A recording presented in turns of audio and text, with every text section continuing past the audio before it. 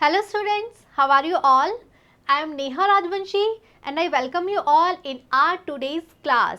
So बच्चों, आज अपनी इस क्लास में हम पढ़ने वाले हैं चैप्टर नंबर 6 जिसका नाम है a tiger comes to town part 2। So बच्चों, जो हमने चैप्टर नंबर 5 पढ़ा था उसी के आगे की कहानी हम इस चैप्टर में पढ़ने वाले हैं, वहीं से हम इस चैप्टर को कंटिन्यू करेंगे। सो अगेन इस चैप्टर के राइटर हैं हमारे मिस्टर आर के नारायण। सो बच्चों, चैप्टर 5 में हमने पढ़ा था लास्ट में कि जो टाइगर है वो फाइनली कहाँ जाता है, हेडमास्टर के रूम में जाता है, वहाँ सो जाता है। और अब जब वो थोड़े समय के बाद उठता है तब तक जो मास्टर है, उसके जो ट्रेनर हैं वो भी आ चुके हैं, स्कूल के टीचर्स जो है वो वहाँ इकट्ठे हो चुके हैं और उन्होंने उसे रूम में बंद कर दिया है, रूम को बाहर से लॉक कर दिया है। आगे क्या होता है उसी कहानी को हम इस चैप्टर में कंटिन्यू करेंगे। So now let's begin our today's video. Meanwhile, I awoke after a very good stretch of sleep and heard voices outside. So बच्चों, टाइगर अपनी स्टोरी कंटिन्यू कर रहा है और वो कह रहा है कि फाइनली जो टाइगर है वो थोड़े समय के बाद नींद से जागता है और जब वो जागा तो वो कह रहा है कि मैंने सुना कि बाहर बहुत सारी आवाज़ें आ रही थी, बाहर से बहुत सारा शोर आ रहा था। और बच्चों, ये शोर किसका था? जो मास्टर हैं, जो टीचर्स हैं, जो बाकी भीड़ इकट्ठी हो गई थी, वो आपस में बोल रहे थे, बातें कर रहे थे और उन सब की आवाजें टाइगर ने सुनी। I looked up and saw the headmaster cowering in the attic। और फिर टाइगर को याद आता है कि हेडमास्टर भी उसी रूम में थे और वो अटारी में एटिक में छुप गए थे। सो टाइगर अब ऊपर देखता है और जब उसने ऊपर देखा तो उसने पाया कि हेडमास्टर अभी भी एटिक में ही बैठे थे और वो बिल्कुल डर के छुप के एटिक में बैठे हुए थे। I stressed myself and roared। सो बच्चों, टाइगर जो है वो नींद से जागा है। तो जनरली हम सब ने देखा है कि जो एनिमल्स है वो नींद से जब जागते हैं तो वो क्या करते हैं, वो अपनी बॉडी को स्ट्रेच करते हैं। सो टाइगर ने भी अपने आप को स्ट्रेच किया और बाद में उसने थोड़ी सी आवाज़ भी निकाली, उसने रॉरिंग साउंड भी निकाली। For no particular reason except that I felt alive. और टाइगर ने अपनी आवाज़ क्यों निकाली? रॉरिंग साउंड, जो टाइगर की आवाज़ होती है उसे हम रॉर कहते हैं। सो टाइगर ने अपनी आवाज़ क्यों निकाली? सिर्फ इसलिए कि वो नींद से जाग के उठा था और फिर से वो महसूस करना चाह रहा था कि वो जीवित है। इट मीन्स वो कहना चाह रहा है कि वो किसी को डराना नहीं चाहता था, उसका बिल्कुल भी इंटेंशन नहीं था किसी पे अटैक करने का, किसी को कुछ प्रॉब्लम देने का। वो सिर्फ एक नॉर्मल रूटीन, वो सो के उठा है इसलिए उसने थोड़ी सी स्ट्रेचिंग करी और अपनी आवाज़ निकाली। The poor human being in the loft must have trembled at the moment। So tiger के लिए एक नॉर्मल सी बात थी, लेकिन टाइगर को ये भी पता है कि वो जो बेचारा व्यक्ति था जो कि लॉफ्ट में बैठा हुआ था, लॉफ्ट अगेन सेम वर्ड है एटिक, जिसे हम कहते हैं अटारी। सो वो बेचारा व्यक्ति जो कि अटारी में बैठा हुआ था वो जरूर इस समय ट्रेम्बल हो गया होगा, वो जरूर डर से कांप गया होगा। और कौन है ये पुअर ह्यूमन बीइंग? ये पुअर ह्यूमन बीइंग है हेडमास्टर। सो वो जो टाइगर है वो कह रहा है कि मेरी इस हरकत की वजह से कि वो रॉरिंग साउंड निकाल रहा था, जो हेडमास्टर है वो डर के मारे कांप रहे होंगे। I wished to assure him that I was not going to hurt him. और फिर से टाइगर ये चाहता था कि वो हेडमास्टर को अश्योर करे, उन्हें ये भरोसा दिलाए कि वो बिल्कुल भी उन्हें हर्ट नहीं करेगा, वो बिल्कुल भी उन्हें नुकसान नहीं पहुंचाना चाहता। I raised myself, put up my forelegs on the wall, stretched it and growled softly, which made him more nervous। और अब फाइनली जो टाइगर है वो खड़ा हो जाता है। अब तक वो लेटा हुआ था, अब वो खड़ा हो जाता है। खड़े होने के बाद वो अपने फोर लेग्स कहते हैं जो आगे के दो पैर होते हैं, इट मीन्स जो एनिमल्स होते हैं चार पैरों वाले, उनके जो आगे के दो पैर होते हैं वो कहलाते हैं फोर लेग्स। सो टाइगर अपने आगे के दो पैरों को वॉल पे, दीवार पे रखता है, दीवार से सपोर्ट लेता है और फिर अपने पैरों को वापस से वो स्ट्रेच करता है। उसके बाद वो फिर से ग्राउल, फिर से वापस वो आवाज़ निकालता है सॉफ्टली। और वो पता है उसे कि इन सब चीज़ों की वजह से जो हेडमास्टर वहाँ छुप के बैठे हुए हैं एटिक पे, वो और भी ज़्यादा नर्वस हो चुके होंगे, वो और भी ज़्यादा घबरा चुके होंगे। Okay.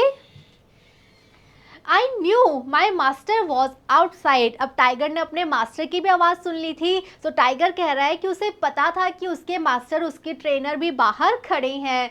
I could hear him से, और टाइगर सुन पा रहा था कि उसके मास्टर क्या कह रहे थे। सो उसके मास्टर कह रहे थे, no one is going to school, you will see the tiger come out and walk off with me. So जो मास्टर हैं वो वहाँ मौजूद बाकी लोगों से, जो टीचर्स हैं और जो दूसरे लोग हैं, उनसे कह रहे थे कि कोई भी स्कूल से नहीं जाएगा, और तुम सब देखना कि टाइगर जो है वो कैसे बाहर आएगा रूम में से और कैसे मेरे साथ चलेगा। One of you take a ladder in and help the headmaster come down from the attic. और जब टाइगर बाहर आ जाएगा, जब हम यहाँ से चले जाएंगे, तो तुम लोग एक लैडर ले जाना। लैडर कहते हैं बच्चों सीढ़ी को। तो उसने कहा कि तुम एक लैडर, एक सीढ़ी लेके रूम में जाना, और हेडमास्टर जो कि एटिक पे ऊपर चढ़ के बैठे हुए हैं, तो सीढ़ी की हेल्प से तुम हेडमास्टर को नीचे उतार लेना, एटिक से नीचे ले आना। Okay? Do you mean to say you are going in as you are without arms or protection? They asked him. So master की ये बातें सुन के सारे लोग बहुत ज़्यादा सरप्राइज हो जाते हैं और वो पूछते हैं मास्टर से कि क्या मतलब है तुम्हारा कि तुम अंदर जाओगे, टाइगर को बाहर ले आओगे, क्या तुम अंदर जाना चाहते हो, और वो भी ऐसे ही बिना किसी आर्म्स के, बिना किसी हथियार के, बिना किसी प्रोटेक्शन यानी सुरक्षा के। सो वो तो कौन थे? वो थे टाइगर के मास्टर ट्रेनर, जो कि टाइगर के साथ ही रहते हैं। लेकिन बाकी सब लोगों के लिए बहुत अजीब था कि कैसे एक व्यक्ति अंदर चला जाएगा टाइगर के सामने, और वो भी बिना किसी हथियार के, बिना किसी सुरक्षा के। तो सारे लोग बहुत ज़्यादा आश्चर्यचकित होकर पूछते हैं, Yes, that's what I'm going to do. We have no time to waste. So master reply करते हैं और कहते हैं कि हाँ बिल्कुल, मैं यही करने वाला हूँ, मैं अंदर जाऊँगा और टाइगर को लेकर बाहर आ जाऊँगा। नेक्स्ट वो एक और चीज़ ऐड करते हैं, अपनी बात में जोड़ते हैं और कहते हैं कि हमारे पास बिल्कुल भी टाइम नहीं है अब वेस्ट करने के लिए, मुझे जल्दी अंदर जाना होगा और टाइगर को लेकर बाहर आना होगा, हम टाइम वेस्ट नहीं कर सकते। The chairman of the tiger committee said. अब बच्चों वहाँ पे जो इतने सारे लोग इकट्ठे हो गए थे, उनमें से चेयरमैन भी थे, और ये चेयरमैन किसके थे? ये चेयरमैन थे टाइगर कमिटी के। सो टाइगर कमिटी एक बनी हुई थी, एक संस्था बनी हुई थी, उसके चेयरमैन, उसके अध्यक्ष भी वहाँ पर आ चुके थे। और मास्टर का प्लान सुन के, उनकी बात सुन के अब ये चेयरमैन क्या कहते हैं?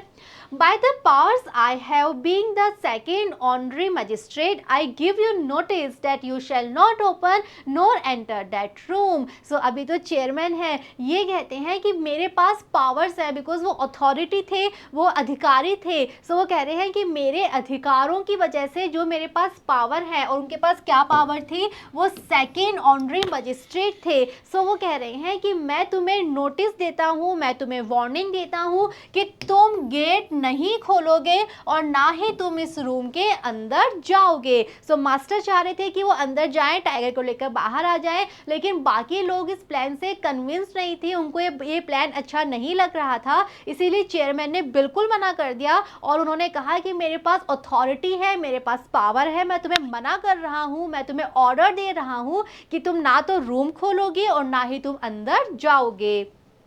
My master asked, why do you prevent me from going near the tiger? So master समझ नहीं पाते हैं कि उन्हें क्यों रोका जा रहा है। So master पूछते हैं, prevent का मतलब होता है रोकना।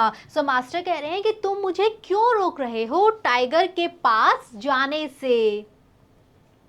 They were at a loss to answer. It's unlawful to commit suicide, they said. तो जब मास्टर ने पूछा कि उन्हें क्यों रोका जा रहा है, तो वहाँ जो लोग थे उनके पास कोई आंसर नहीं था। At a loss to answer मतलब किसी भी तरह का उत्तर ना होना। सो लोगों के पास इस क्वेश्चन का उत्तर नहीं था कि वो क्या बोले। सो फाइनली वो क्या कहते हैं? वो कहते हैं it's unlawful to commit suicide. वो कह रहे हैं कि अगर तुम अंदर जा रहे हो बिना हथियार के, बिना सुरक्षा के, सो ये सुसाइड करने जैसा है, ये अपने आप को मारने जैसा है, ये आत्महत्या करने जैसा है। और सुसाइड करना क्या है? अनलॉफुल है, ऐसा करना बिल्कुल भी कानूनी नहीं है।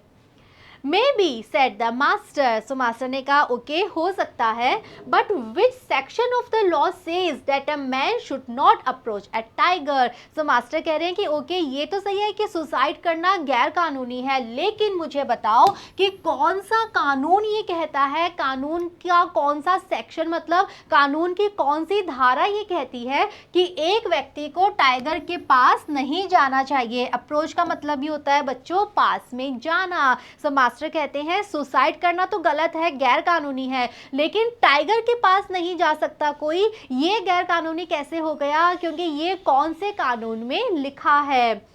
Are not circus people doing it all the time. Next वो क्वेश्चन पूछते हैं लोगों से और कहते हैं कि वो लोग जो कि सर्कस में काम करते हैं क्या वो ऐसा नहीं करते, क्या वो टाइगर या किसी दूसरे एनिमल के पास नहीं जाते।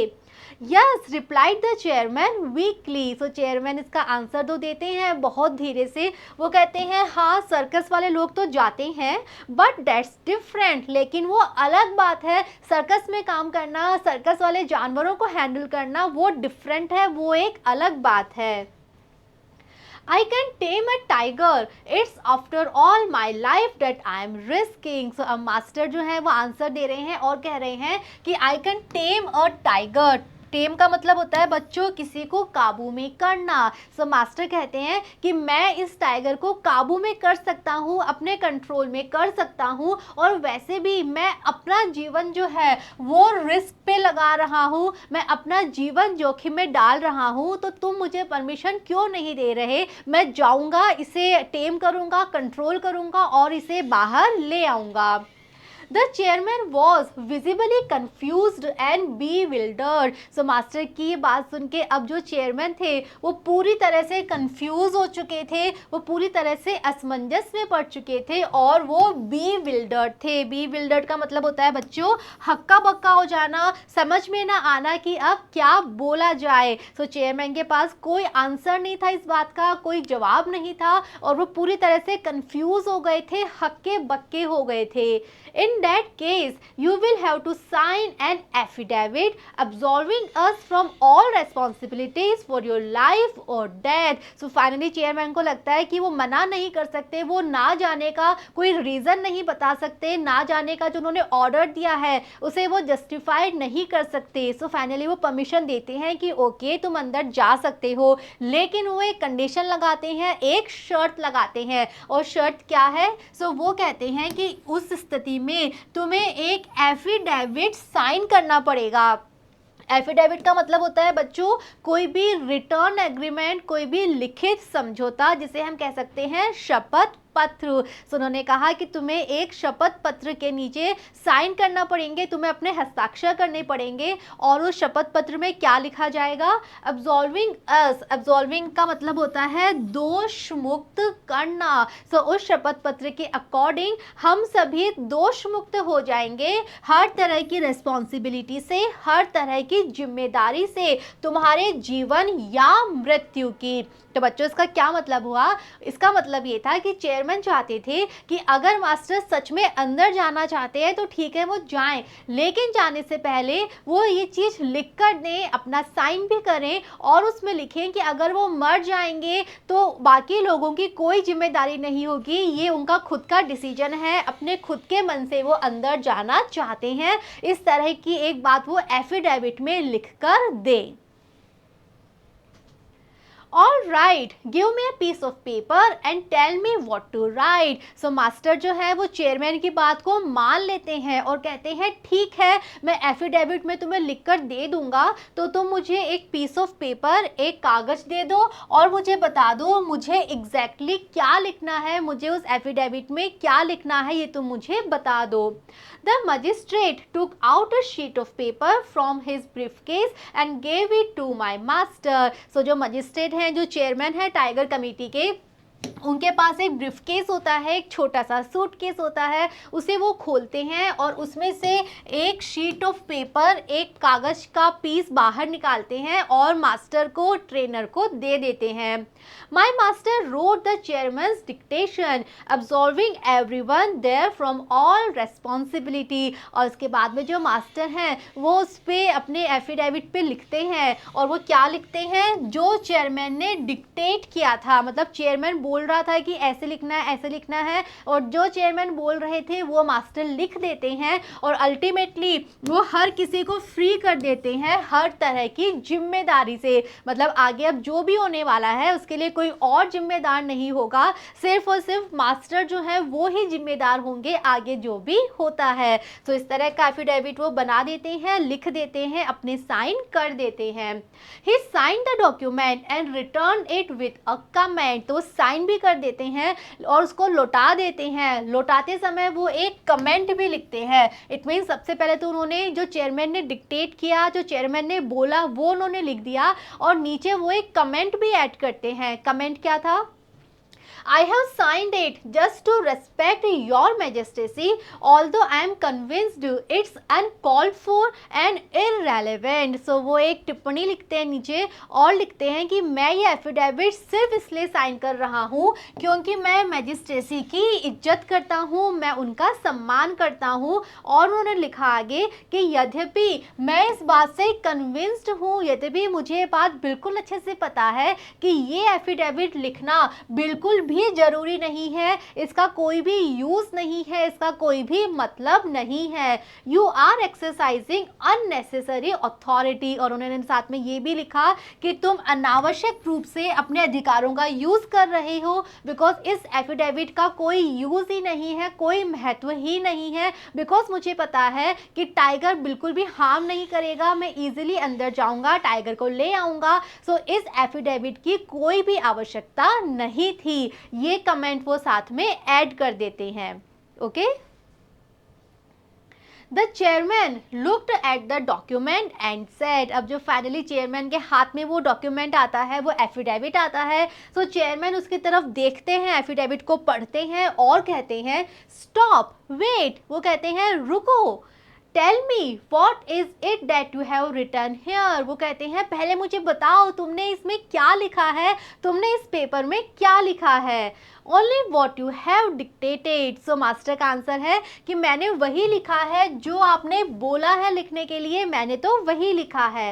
इन a language we don't know I can't accept it, so chairman कहते हैं ओके, अगर तुमने वही लिखा है जो मैंने बोला है, तो तुमने ऐसी लैंग्वेज में क्यों लिखा, ऐसी भाषा में क्यों लिखा जो कि हमें नहीं आती, और मैं इस एफिडेविट को एक्सेप्ट नहीं कर सकता, स्वीकार नहीं कर सकता, क्योंकि एक ऐसी लैंग्वेज में लिखा गया है जो कि मुझे समझ में नहीं आती है, जो कि मैं पढ़ नहीं सकता। It's in Sanskrit in which our scriptures are written, the language of the gods. So जो मास्टर हैं वो कहते हैं कि मैंने ये एफिडेविट संस्कृत लैंग्वेज में लिखा है। So बच्चों उन्होंने संस्कृत लैंग्वेज यूज़ की थी, और वो कह रहे हैं कि संस्कृत तो वो लैंग्वेज है जिसमें हमारे स्क्रिप्चर्स लिखे गए हैं। स्क्रिप्चर्स होते हैं धर्म ग्रंथ, तो कह रहे हैं कि ये तो हमारे धर्म ग्रंथों की भाषा है, और जो हमारे देवता हैं ये उनकी भाषा है, और उन्हीं की भाषा में मैंने इस डॉक्यूमेंट को लिखा है। I write only Sanskrit, although I know 10 other languages including Japanese. Next master कहते हैं कि मैं जब भी कोई बात लिखता हूँ तो मैं लिखने में केवल और केवल संस्कृत का यूज़ करता हूँ, मैं केवल संस्कृत भाषा में लिखता हूँ, यद्यपि मुझे 10 और भाषाएं भी आती हैं, और यहाँ तक कि मुझे जापानीज भी आती है। सो बच्चों मास्टर बताना चाह रहे हैं कि वो कितने लर्नेड हैं। ऐसा नहीं कि उन्हें सिर्फ संस्कृत आती है, उन्हें 10 और लैंग्वेजेस भी आती है, यहाँ तक कि उन्हें एक फॉरेन लैंग्वेज जापानीज भी आती है, लेकिन फिर भी उनका कहना है कि जब भी वो लिखते हैं तो हमेशा सिर्फ और सिर्फ संस्कृत में लिखते हैं।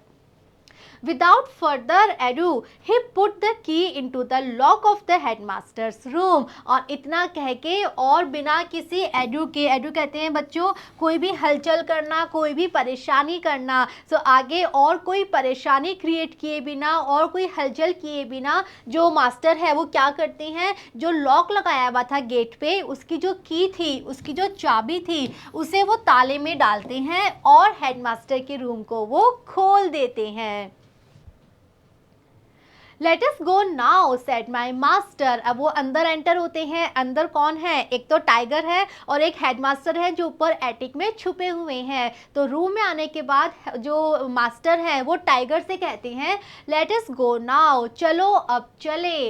You must realise that human beings for all their bluster are timid creatures. Next एक और चीज वो कहते हैं टाइगर से, और वो कहते हैं कि अब तक तुम्हें ये बात रियलाइज हो जानी चाहिए, तुम्हें समझ लेना चाहिए कि जो ह्यूमन बींग्स हैं, जो इंसान है, वो चाहे कितना भी ब्लस्टर करे, वो चाहे कितना भी शोर मचाए कि वो कितने ब्रेव हैं, कितने स्ट्रॉन्ग है, बट अल्टीमेटली वो बहुत ज़्यादा टिमिड क्रिएचर्स हैं, वो बहुत ज़्यादा डरपोक प्राणी हैं।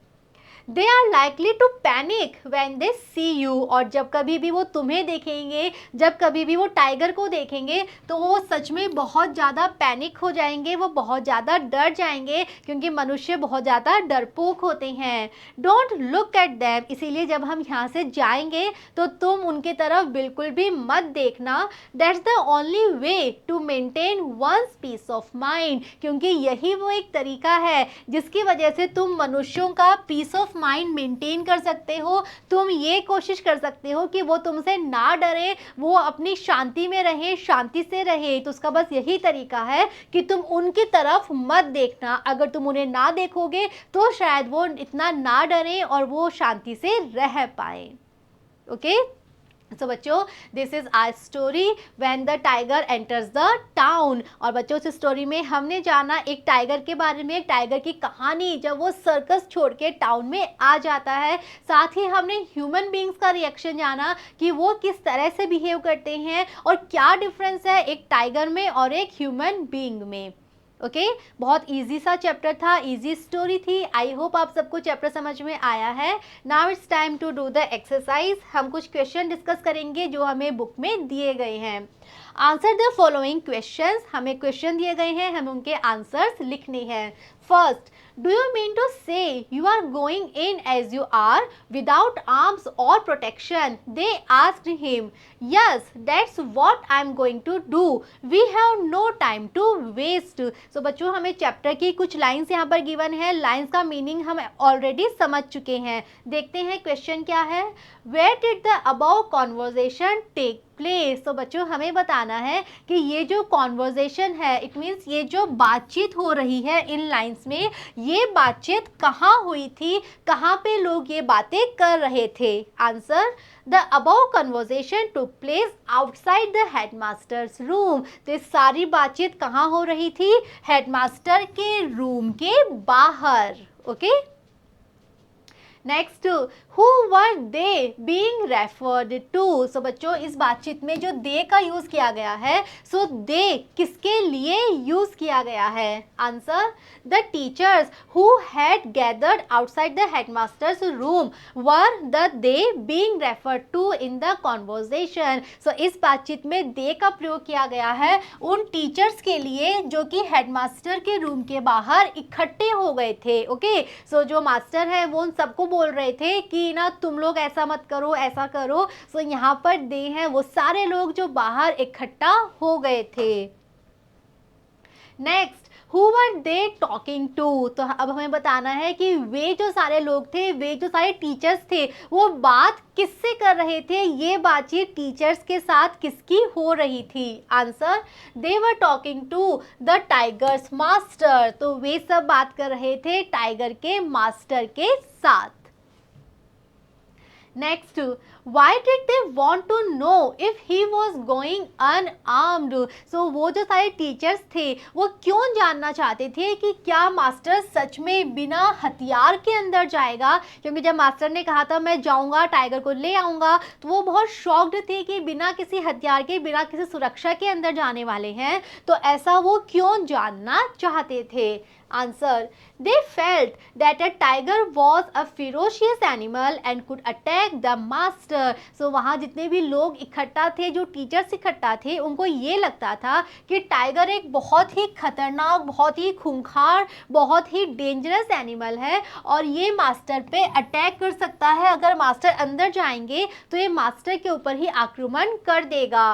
They could not imagine him facing a tiger without any weapon for self defence. और वो इमेजिन नहीं कर पा रहे थे कि मास्टर बिना किसी हथियार के, और हथियार क्यों चाहिए था उन्हें अपने सेल्फ डिफेंस में, अपनी सुरक्षा में। सो इस बात को इमेजिन नहीं कर पा रहे थे कि बिना सेल्फ डिफेंस के कोई हथियार लिए ये अंदर कैसे जाएंगे। तो इसीलिए वो ये बात जानना चाहते थे। Next, Why do you think he said we have no time to waste? तो बच्चों, मास्टर ने एक बात बोली थी कि हमारे पास समय नहीं है बर्बाद करने के लिए, हमें समय बर्बाद नहीं करना चाहिए। तो क्वेश्चन हमें गिवन है कि हमें ऐसा क्यों लगता है कि मास्टर ने ऐसा क्यों कहा होगा, क्या कारण हो सकता है इस बात के लिए, वो हमें यहाँ बताना है। देखते हैं answer. He said that because the tiger had woken up. So master ने ऐसा इसलिए कहा था कि समय नहीं है बिल्कुल भी वेस्ट करने के लिए, बिकॉज जो टाइगर था अब वो जाग चुका था। If he was kept locked for too long, he could get irritated. और अब अगर टाइगर और लंबे समय तक कमरे में ही लॉक रहता, कमरे में ही बंद रहता, सो टाइगर क्या हो सकता था, इरिटेट हो सकता था, परेशान हो सकता था। It was not good to try an animal's patience. और कभी भी किसी एनिमल की पेशेंस को नहीं ट्राई करना चाहिए। एक एनिमल कितने लंबे समय तक शांत रह सकता है, इस चीज को कभी भी टेस्ट नहीं करना चाहिए। He could become dangerous and harm the headmaster. और साथ ही साथ कमरे में हेडमास्टर भी थे, तो अगर टाइगर इरिटेट हो जाता, परेशान हो जाता, सो वो हेडमास्टर को भी हार्म कर सकता था और ये चीज बहुत ज्यादा खतरनाक हो सकती थी। इसीलिए मास्टर ने कहा था हमें बिल्कुल टाइम वेस्ट नहीं करना चाहिए, मैं अंदर जा रहा हूं और टाइगर को बाहर लेकर आ रहा हूं। Next, where was the tiger all this time? So पूरे समय टाइगर जो था वो कहाँ था जब ये सारा कॉन्वर्जेशन हो रहा था, सारी बातचीत चल रही थी। सो टाइगर कहाँ था उस समय? Answer, the tiger was in the headmaster's room all this time. So इस पूरे समय टाइगर तो अंदर ही बंद था, हेडमास्टर के रूम में ही वो लॉक्ड था। Next question.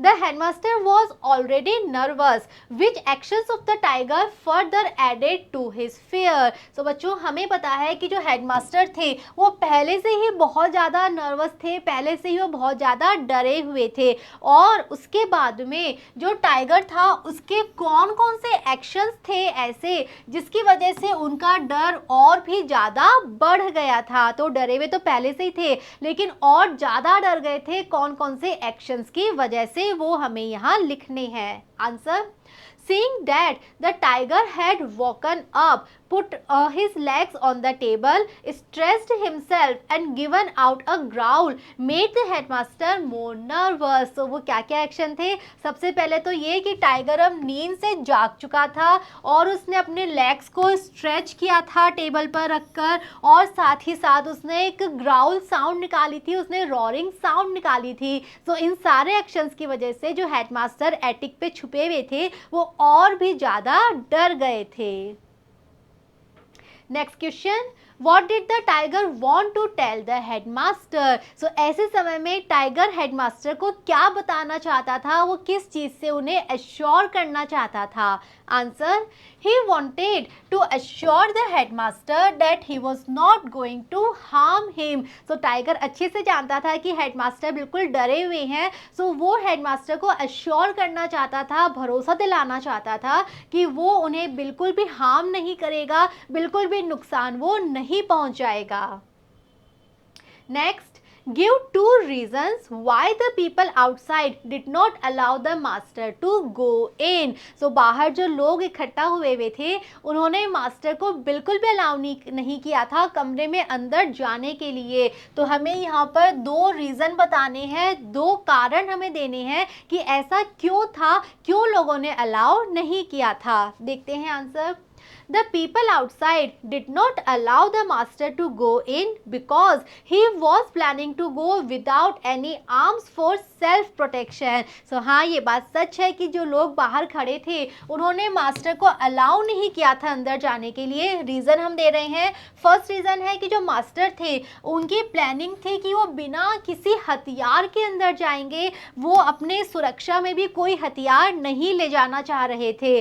They feared the tiger could kill him. और सेकेंड रीज़न था कि लोगों को लग रहा था कि जो टाइगर है वो अटैक कर देगा, मास्टर को वो मार देगा. Next, the master's attempts to go in are compared to. So जो मास्टर का प्लान था कि वो अंदर जाएंगे, टाइगर को ले आएंगे, इस प्लान को कंपेयर किया गया था. इस प्लान की तुलना की गई थी किस चीज़ से? लोगों ने क्या कहा था कि आपका प्लान कैसा है? लाइफ, सुसाइड, डेथ और वॉर. तो उस प्लान की कंपैरिजन उसका किया गया था सुसाइड के साथ. लोगों ने कहा था कि ये सुसाइड करने जैसा है. अगर आप अंदर जाओगे बिना हथियार के, बिना सुरक्षा के, तो ये बिल्कुल सुसाइड करने जैसा है. Next, which statement made by the master confused the chairman of the tiger committee. So बच्चों, जो मास्टर थे उनका क्या स्टेटमेंट था, उन्होंने ऐसी क्या बात बोली थी जिसकी वजह से टाइगर कमेटी के जो चेयरमैन थे वो कंफ्यूज हो गए थे, वो समझ नहीं पा रहे थे कि वो आगे क्या बोले.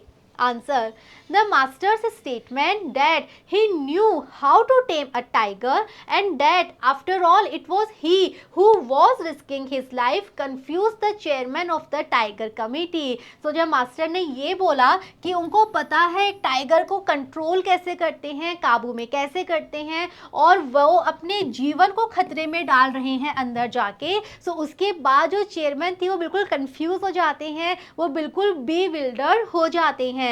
He wondered how a sensible person could risk his life. और वो समझ नहीं पा रहे थे कि एक व्यक्ति अपने जीवन को जोखिम में कैसे डाल सकता है, अपने जीवन को खतरे में कैसे डाल सकता है.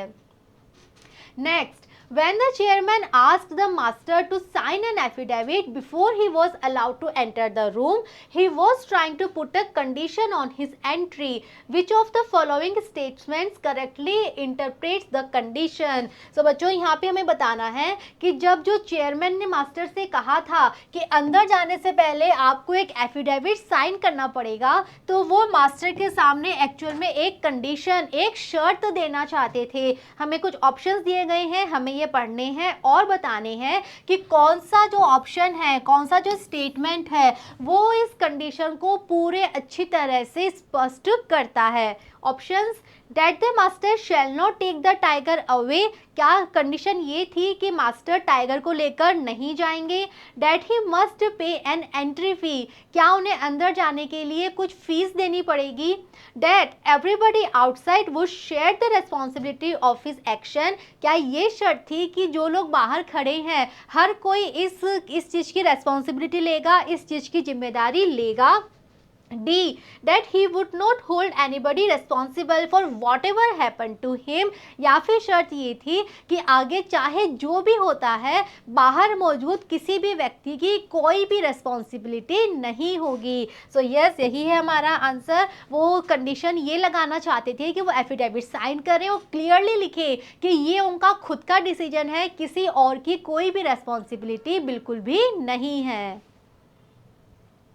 Next, All right, give me a piece of paper and tell me what to write. हमें चैप्टर की एक लाइन गिवन है. Question, who is the speaker in the above line. ये सेंटेंस किसने बोला था, इस स्टेटमेंट का स्पीकर कौन है. Answer, the tigers master is the speaker in the above line. इस लाइन के जो स्पीकर हैं, जो वक्ता है, वो है टाइगर के मास्टर. उन्होंने ये सेंटेंस बोला था. Who is he or she talking to.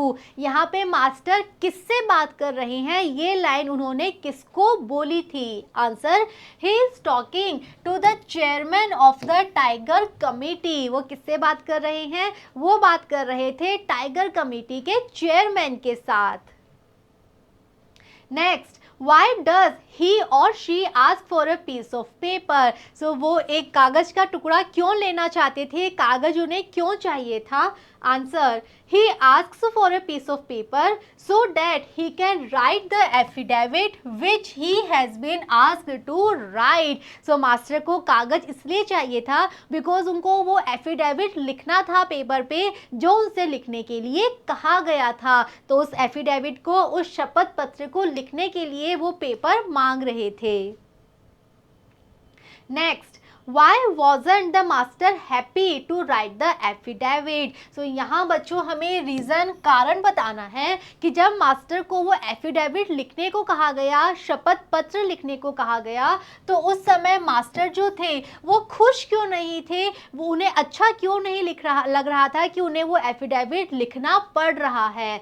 Answer, he was unhappy to write the affidavit because he was sure he could bring out the tiger without causing any harm to anyone. So tiger affidavit तो master जो थे वो affidavit लिखना नहीं चाहते थे because उन्हें पूरा विश्वास था, वो श्योर थे कि वो अंदर जाएंगे, टाइगर को बाहर ले आएंगे और किसी को कोई भी नुकसान नहीं पहुंचेगा।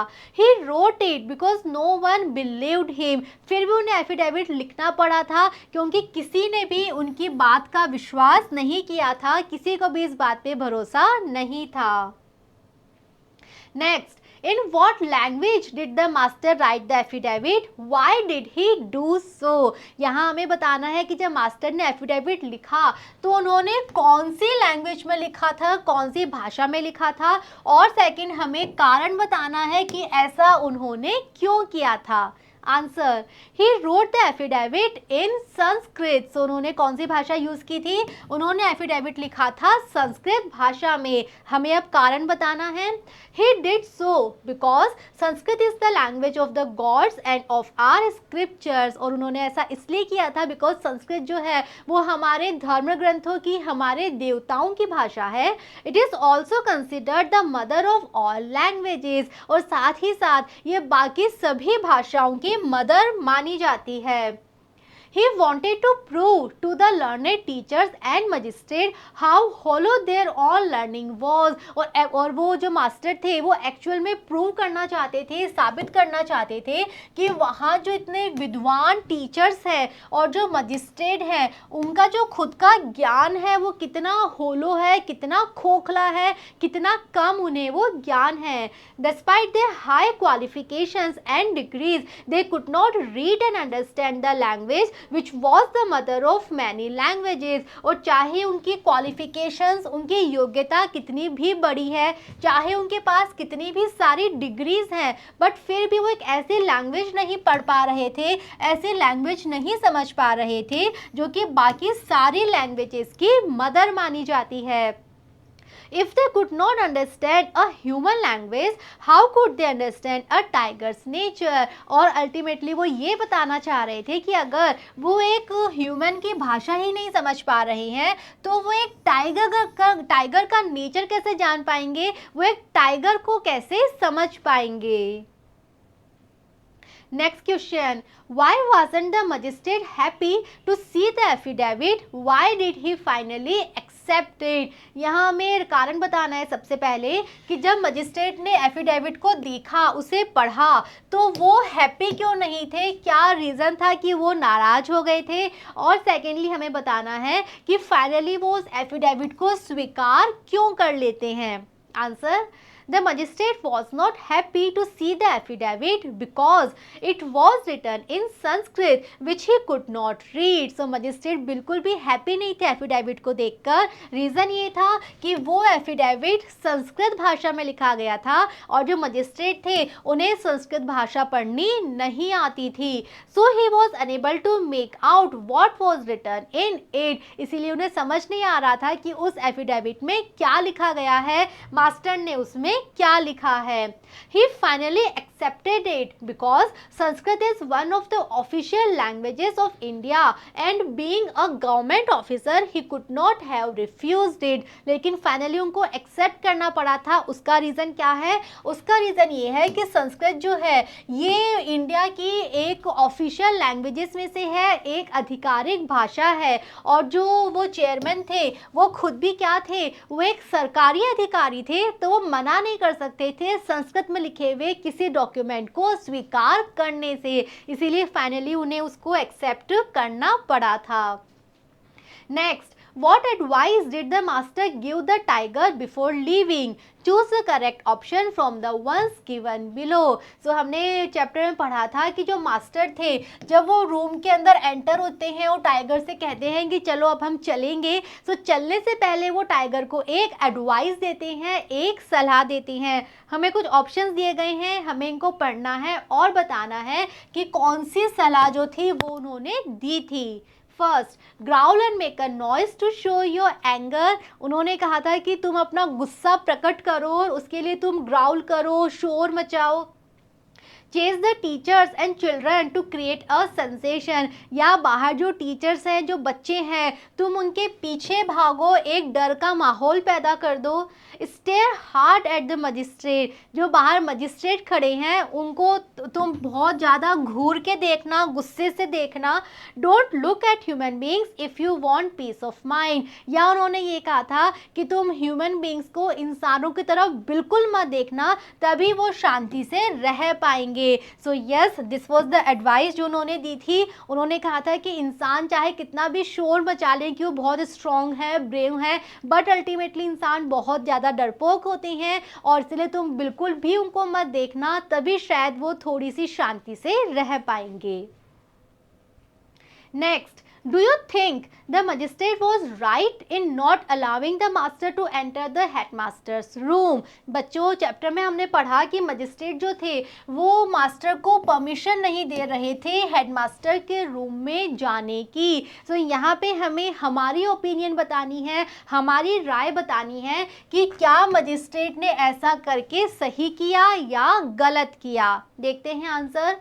The magistrate was right in not allowing the master to enter the room। So yes, magistrate जो थे वो बिल्कुल सही थे जब उन्होंने मास्टर को मना किया अंदर जाने से, और वो भी कैसे? बिना किसी सुरक्षा के, बिना किसी हथियार के। और ऐसा हम क्यों कह रहे हैं कि वो सही थे, तो हमें रीज़न भी बताना है। Because he was holding a position of responsibility, because वो क्या थे? वो मजिस्ट्रेट थे, वो चेयरमैन थे टाइगर कमेटी के। सो उनके पास एक बहुत बड़ी रेस्पॉन्सिबिलिटी थी, बहुत बड़ी जिम्मेदारी थी, वो एक सरकारी अधिकारी थे। It was his duty to ensure the safety of people, और एक सरकारी अधिकारी होने के नाते, मजिस्ट्रेट चेयरमैन होने के नाते ये उनकी ड्यूटी थी, ये उनका कर्तव्य था कि वो एंश्योर करें, वो सुनिश्चित करें कि सभी लोग सेफ्टी से रहें, सभी लोग सुरक्षित रहें। तो उसी के नाते उन्होंने अलाउ नहीं किया था, और बिकॉज क्योंकि वो एक सरकारी अधिकारी थे, सो ऐसा करना गलत नहीं था, वो अपनी जगह पर बिल्कुल सही थे।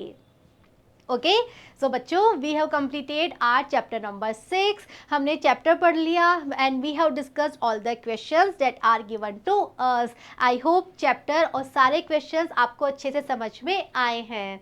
See you in the next video. Thank you.